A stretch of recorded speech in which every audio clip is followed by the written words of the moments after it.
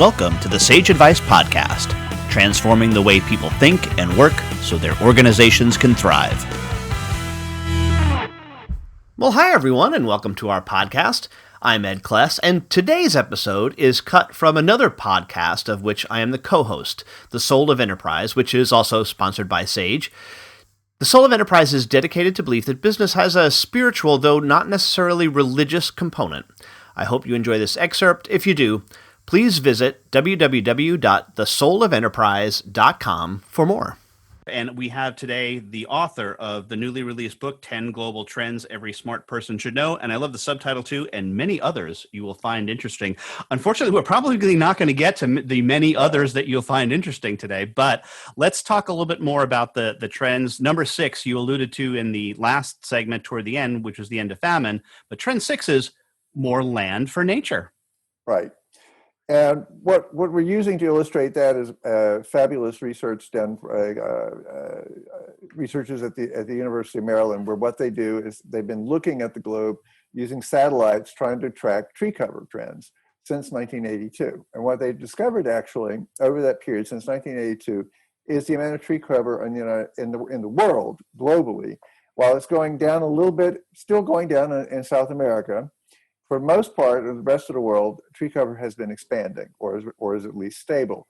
And so since 1982, an area the size of Alaska plus Montana has become covered with trees that previously had not had trees.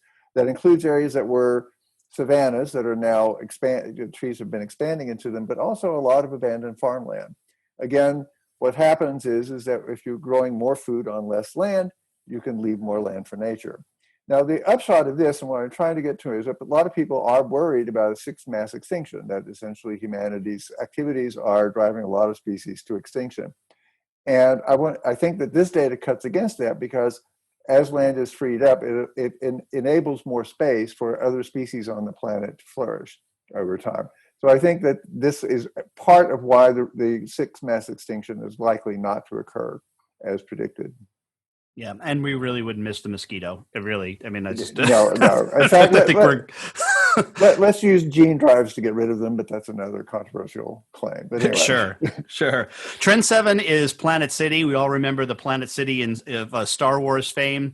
But I think this is an interesting trend. One thing I did want to ask you about this, though, is do you still feel the same in light of COVID-19, that we're going to see this trend continue towards cities?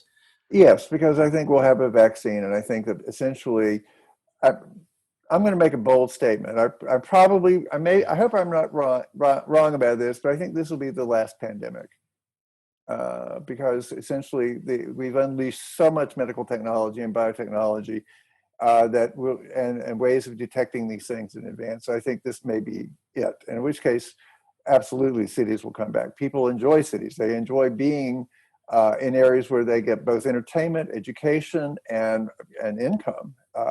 Cities have been attracting people for the last 2 centuries, and are the source of actually most innovation in the world. So I think that yes, that's not going to be a problem. On the data here, we point out that I think it was in the first decade of the 20th century that it was the first time that more than 50% of humans lived in cities. According to the projections, and I think they may be low, by the end of the century, 85% of humanity will be living in cities.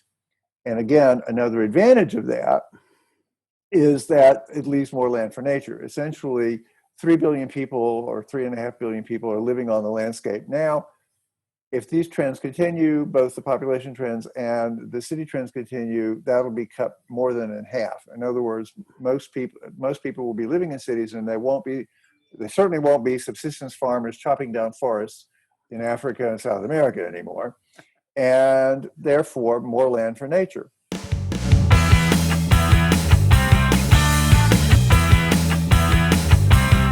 For more Sage advice, visit and subscribe at sageadvicepodcast.com.